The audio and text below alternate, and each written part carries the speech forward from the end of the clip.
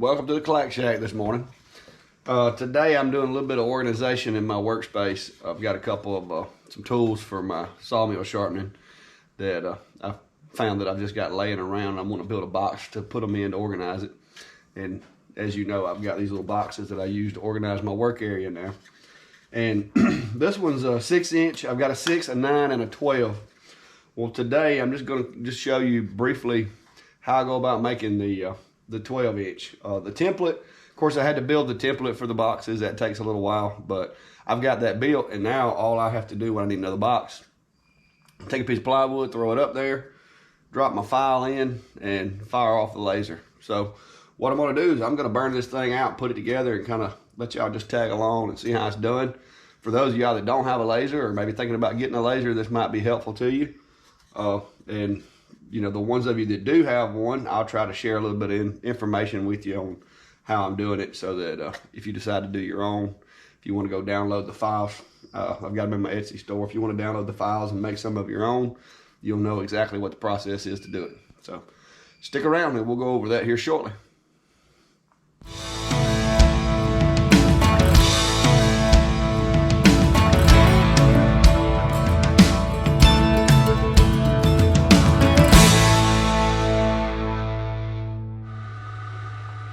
Alright guys, I've got the file loaded.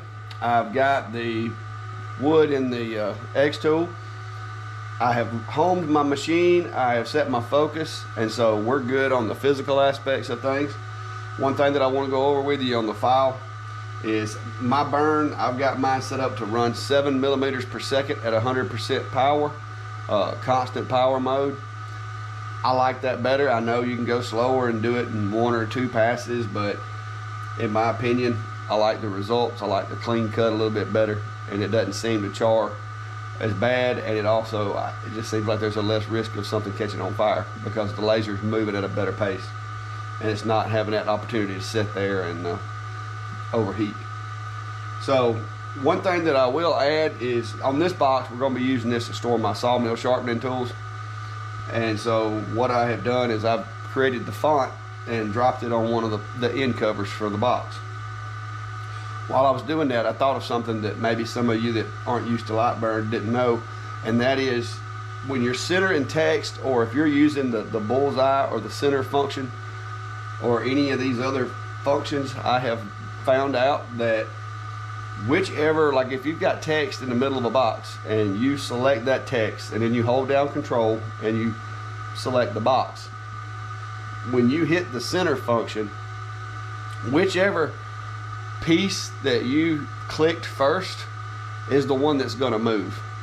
So if you're building a design and your main frame, you want something centered on your main frame, but you don't want it to move because it's going to mess up your design, then always make sure that the piece that you want actually centered, you click it first and then click what you're centering it in secondly, and to keep that second piece from moving, and it'll only move whatever you're adding. So that's a little tip for today, and something that it took me a little while to catch on to, because I would try to align my text and instead it would align the box to the text instead of the text to the box.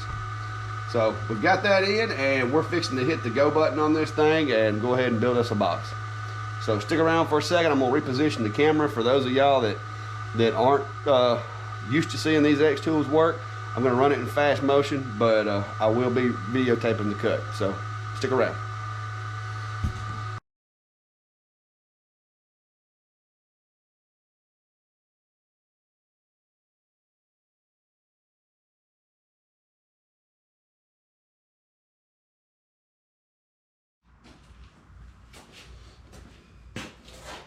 All right, we got all of our pieces cut out, and the thing I like about running my 4 burns is most of these folks, they're gonna drop out of here.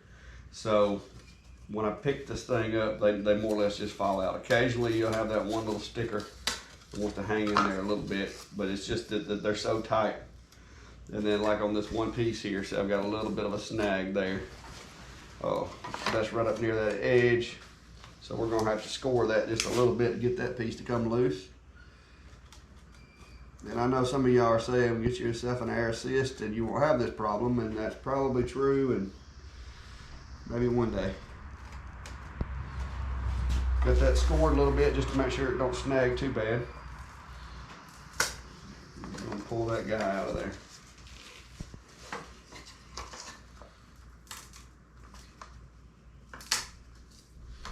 There we go. Got a little bit of hanging on there.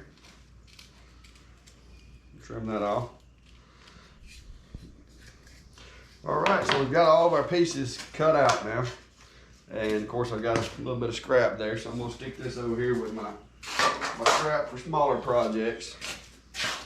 Got these two little guys there that aren't much good for nothing. The way I cut this one, I actually marked this one for my sawmill and stuff, for my sharpening tools, and it's gonna go over here on my shelf. So when I'm putting this one together, I'm gonna have to make sure that that's on the bottom, so that when this thing folds up, it's actually visible on the outside. You don't want that on the inside, it wouldn't do you any good. So I'm gonna start putting it together. I'm gonna put that piece up here. And basically, that just means that all my pieces have got to be flipped over. And so I'm gonna flip each and every one of them over and make sure I got everything lined up right. I like working on the carpet with my laser stuff because if I have a piece that's being stubborn and wanting to hang on there, I can kind of push down on that one spot and break that thing out. As opposed to if I was on the wood, you can't really do that. So having the carpet on here kind of helps me out on that part. All right, it's kind of like a little bit of a puzzle. But once you get all the pieces in place, you'll be able to see that the lines all line up exactly where they're supposed to be. You've got 4 sharp corners here that are well defined. And then simply, I take my Type Bond, and like I said, I use it on all my other stuff, and so it just kind of spilled over into working with this stuff too, because I mean, this is just wood, and this is wood glue, so, and it comes in this nice little bottle. So you're gonna run a bead of glue. Just like I said, this one I'm not gonna be too particular about because it is out here in the shop. So you wanna go right across where all the tabs stick out from the wood. You wanna run that bead of glue down through both sides of the length of the box and all the way down. And then you gotta do the end caps, same way. Like I said, wherever the wood protrudes on these ends, you're gonna be inside the bottom, but crossing that tab because those pieces are gonna set up on the bottom. All these pieces are gonna be resting on the bottom when this thing is put together. And then you've got these little tabs here on the ends. Need a little bit. And then on the sides right here, you're gonna want to do the same. Just 2 little wipes is all it takes, really.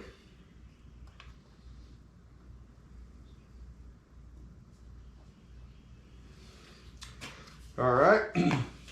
And me, because I have forgot to glue some of them, I like to go back and just look and make sure I've got all my glue where I need it.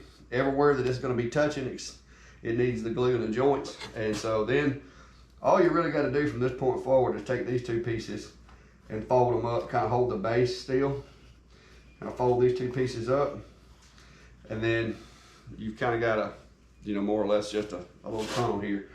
And I'll take that that notch on the bottom, hook it in there, and then just kind of use this top piece to pick that guy up. And then you just got to make sure you get everything to seat real good. And then the back piece, I have found that if you push it in from the outside and just kind of flip it over into place, that seems to work best for me. You really need 3 hands doing this, but you only got 2, so you got to make do. But get this guy here to snap in is a little frustrating at times,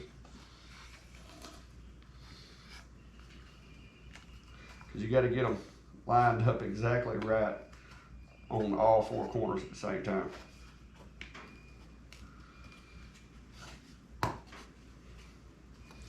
Here we go. All right, everything's snapped together. So well, look at us. Done pulled that one out.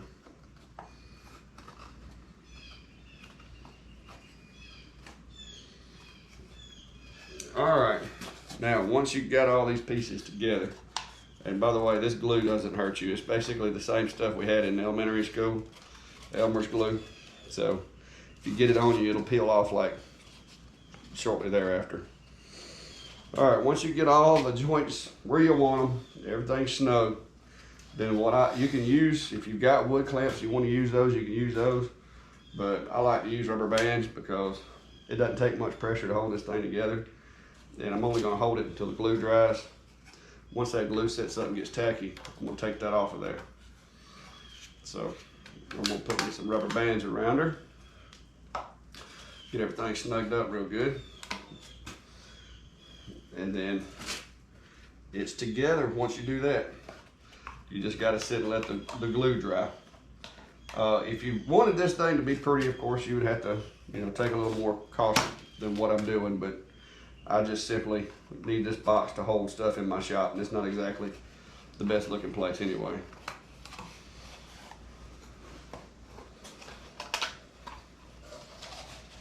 There we go. And that is how you put them together. Like I said, it's not rocket science, but it does get a little tedious at times. And then once you get this guy together, what I typically do is I'll let the glue dry, maybe overnight or throughout the day.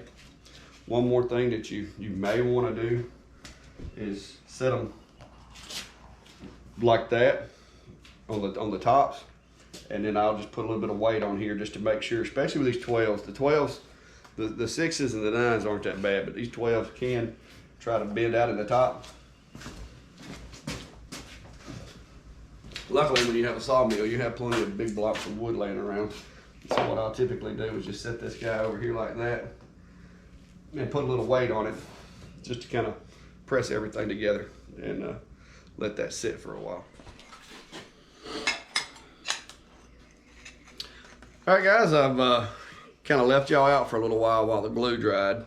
I didn't think there would be much entertainment value in watching glue dry. So we're a couple hours later. The glue has set up enough to where I can go ahead and put it in location and put my stuff in it. And some of these tools and stuff that go with my saw sharpener, like I said, they were just kind of laying on a shelf, and I wanted to get a little more organized with them. So now I've got a nice little 4-inch wide, 12-inch long box that is marked for my stuff, and it's gonna go up on the shelf with the rest of my boxes. So like I said, I hope you maybe learned something or enjoyed the video, or if you have downloaded my files and are putting these together, maybe this will help you a little bit. Like I said, it's fairly simple. These are very useful. I've got the 2 little handles in there. If you want to carry it that way, you can. It's not really necessary, but it also allows you to be able to pull that thing in and out of the shelf relatively easy without having to put a handle on it. But anyway, thanks for watching. I hope you enjoyed the video. If you're interested in my files, check out my Etsy shop. It's going to be under the Clack Shack. I've got several of my burn files that I've put together on there, and you can pick those up pretty reasonable. Give me back a little bit of money for the time that it took me to create these files, and save you some time and the fact that you don't have to go through the process that I went through, and you can go ahead and start burning these guys out and putting them in your work area. So, like I said, appreciate you coming, and hit the subscribe button down there. If you want to see more of my videos, I've got a pretty good little collection going. I'm going to keep adding to that. Got a lot of questions that I want to answer, and a lot of folks have wanted to see some of the stuff that I make. So, stay tuned. Have a good day.